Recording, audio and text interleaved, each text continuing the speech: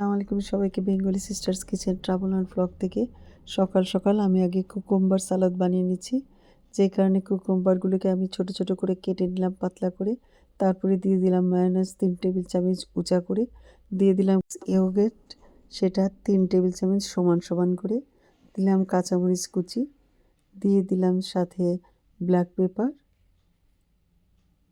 তারপরে এর সাথে দিয়ে দিলাম লবণ, তারপরে দিয়ে দিলাম 1 চামচ পরিমাণ চিনি। আমি সিম্পলভাবে এটাকে বানাচ্ছি, তবু এরভাবে বানালেও বেশ মজা লাগে। তো আমি ওটাকে মিক্স করে নিলাম।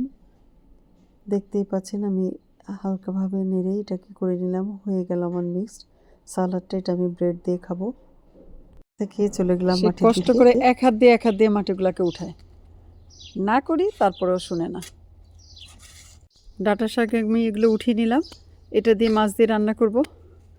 এই যে আমার ডাঁটা শাক আরও আছে গার্ডেনে। আমি লাউ গাছের আগা 7 পাতা রেখে বাকিটুকু কেটে ফেললাম। দেখা যাক আল্লাহ ভরসা কেমন হয় গাছগুলি। প্রত্যেকটার আগা কেটে ফেললাম। আর ওই দুটো এখন অনেক ছোট, ওগুলো কাটা যাচ্ছে না, ওগুলো পরে কাটবো ইনশাল্লাহ। গাছগুলো লাগিয়েছিলাম মাশাল্লাহ করে, এগুলো ধরে ফেলছে, কাঠিগুলোর সাথে আটকেছে। ইনশাল্লাহ কয়েকদিনে বড় হয়ে যাবে।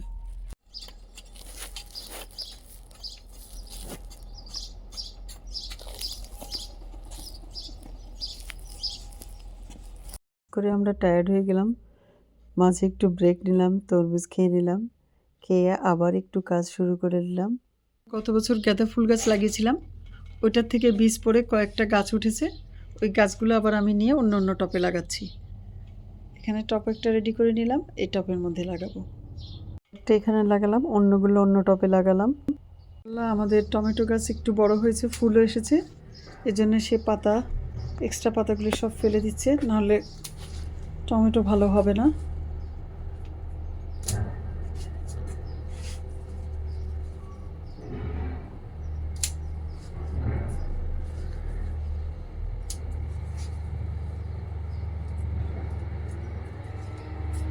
এই সেটেরগুলো তো কাটতে হবে, সবগুলোকে সে কেটে দিবে। এখন এগুলো আমাদের গাছগুলি ক্লিন করা।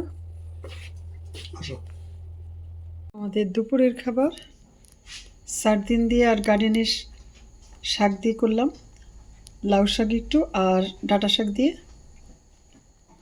গরু মাংসের ভর্তা, এটা আরেকদিন দেখাবো কিভাবে করেছি। আর এটা হলো সার্দিন দিয়ে পাতাকপি দিয়ে, এটা আমার ছোটো বোনের রেসিপি, ওর কাছ থেকে শিখেছি। আর গরম গরম ভাত।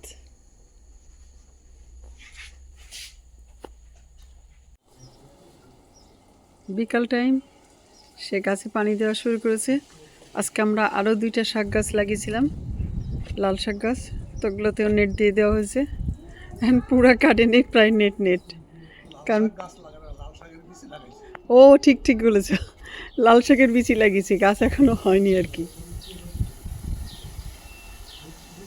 দেখতেই পাচ্ছেন ঠান্ডা বাতাস দিচ্ছে বেশ, রোদ চলে যাচ্ছে, রোদের সাথে সাক্ষাৎ। রোদটা চলে যাচ্ছে প্রায়। গার্ডেনের পাশের গার্ডেন এটা।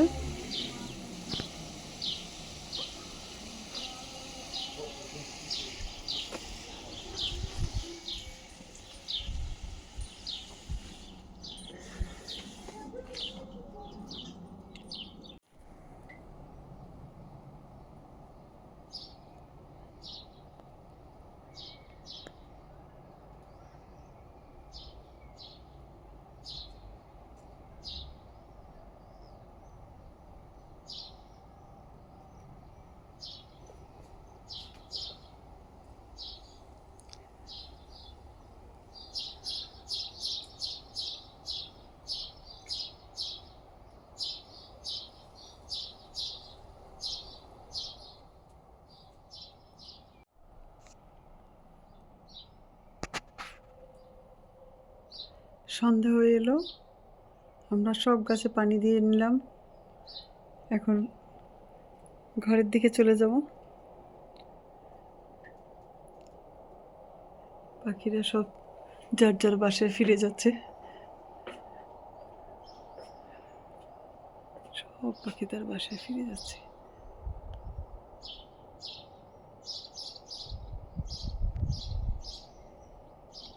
আমি দাঁড়িয়ে দাঁড়িয়ে দেখি, পাখিদের আওয়াজ শুনি আর দেখি তারা সব চলে যাচ্ছে।